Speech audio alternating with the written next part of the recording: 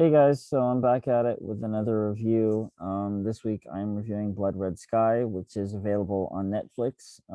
So yeah, so check it out. Grade wise, I give it a B minus. I actually really enjoyed this one.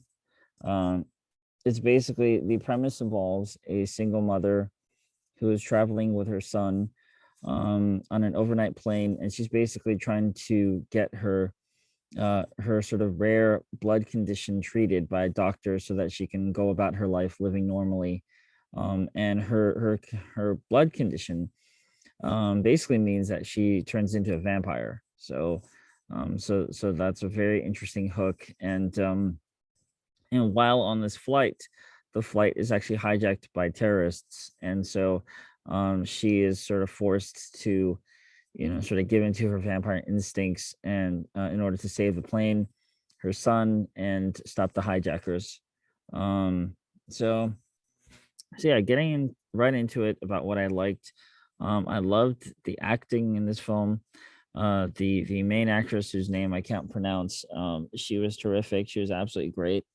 Um, she actually plays the single mother before, during, and after all of the basically all of the transformation vampire scenes. Like she is a very strong actress, and she really sells sort of the ferocity and sort of monster qualities of her vampire alter ego. But also sort of counterbalances it with the sort of motherly, nurturing side of her character too. Um, so so this is really cool. I mean, like it sort of blends two genres together, sort of the, action suspense genre with the horror genre.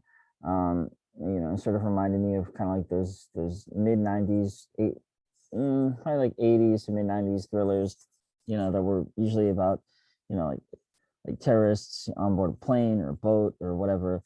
Basically anything pre 9/11 that we got back then. This definitely sort of is kind of like an interesting take on it. Um, and so yeah, so I was definitely thoroughly engaged the whole time. I was never bored. The acting, like I said before, is top notch. It's also, I mean, I sort of just wanted to mention one con, and that is that the film is fairly predictable. You can sort of see coming. You can see things coming a mile away, and so because of that, it sort of lowers the grade a little bit for me. But but yeah, just I guess in general, I'm saying go out and watch this movie. It's really really good. It's probably better than it's probably the best movie I've seen this year so far. It's a very strong movie. The action is very good. It's suspenseful. The blood and gore is there. For me personally, I'm a big horror movie fan, so for me that definitely satisfied my the sort of like horror blood craving that I had going into this movie, because obviously this movie is about vampires, so that's what you're expecting, and it definitely does not disappoint in that area. Um, I do also want to caution people that before you watch this movie, it is a foreign language film, so um, make sure that you have subtitles on and whatnot. But yeah, it's a foreign language film. It's not an American film. So um, and the runtime is actually pretty good. The runtime is pretty good. It's just over 2 hours, I believe. Yeah, it's around 2 hours. So, but like I said, I was never bored. It was always entertaining, and yeah, had a great time with it.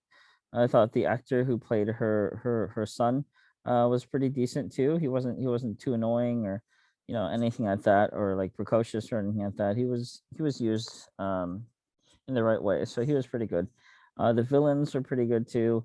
There's one villain that I thought was sort of he was built up. I guess you can call him the main villain, but he was built up throughout the movie to be like this the most psychotic one out of the group. And basically I won't spoil what happens to him, but let's just say that I was disappointed that he was not used to his fullest potential later on. So that's sort of another con that I had about the movie.